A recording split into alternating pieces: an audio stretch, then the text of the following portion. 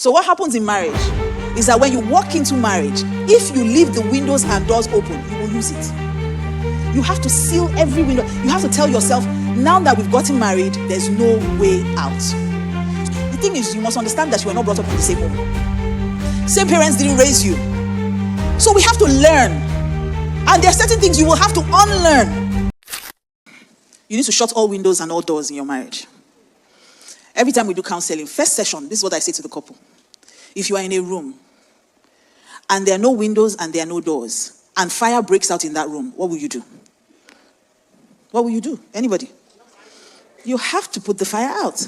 But if there are windows and there are doors, what do you do? Everybody will find their way out. So what happens in marriage is that when you walk into marriage, if you leave the windows and doors open, you will use it. You have to seal every window. You have to tell yourself, now that we've gotten married, there's no way out. So divorce becomes a curse word. For you, it becomes till death do us part. And that's what covenant really is. Covenant is that two become one. That means you are no longer two people. Pastor K explained this yesterday. We're no longer Kingsley and Mildred. We're kindred. He's the head and I'm the body. And for the marriage to end, it means we're separating head from body. And what's that? That's death. If you separate the head from a body, it's death. And that's what God was saying, that I hate divorce. I hate the dismembering of something so beautiful. So if you enter with the option of, if it doesn't work, I'm out, it will not work. So if you want your marriage to last, you have to take out that option of, if it doesn't work, I'm out. It has to work. That's the only option we have. It has to work. So if it's acting up and I know that I have to be here, then we talk it out, we work it out. If he doesn't like something and I know I have to be here, then I make sure that I adjust.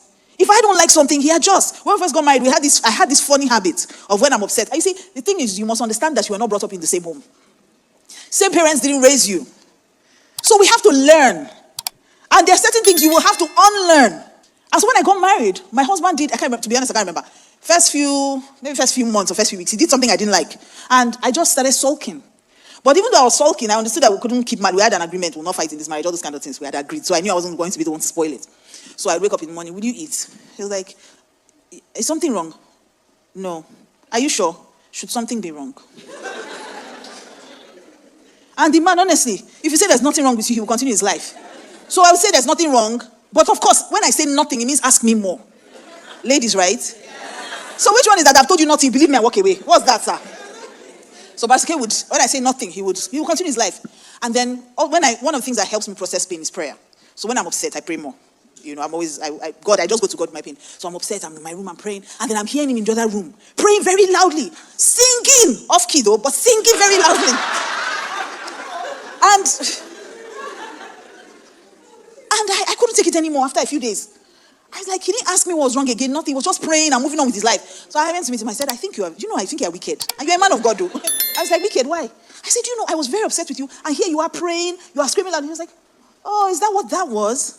He said, oh, he thought I was being sober and vigilant and studying the word. So he was challenged. So he was like, this new wife cannot come and win me in my home. So she's praying and praying loud. Do you know he was sincere? Honestly, I saw how sincere he was. That he said to me, but I asked you if something was wrong and you said no. I said, you believed me. Like that was the first time it occurred to me that men and women are so different. And so my husband said to me, let's settle this once and for all. If something is wrong, you talk, don't sulk. So I realized that if I'm going to be in this marriage, because you are not going anywhere, we agreed we're not going anywhere. If we're not going anywhere, then I might as well be happy. So if I'm going to be happy, that means I need to now start saying the things I don't like and the things I like.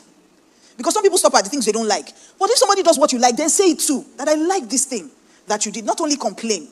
So the first thing is, you must shut all windows and all doors. Matthew 19 verse 6 in the New Living Translation says, since they are no longer two but one, let no one split apart what God has joined together. Nobody gets to divide what God has put together. So no windows and no doors.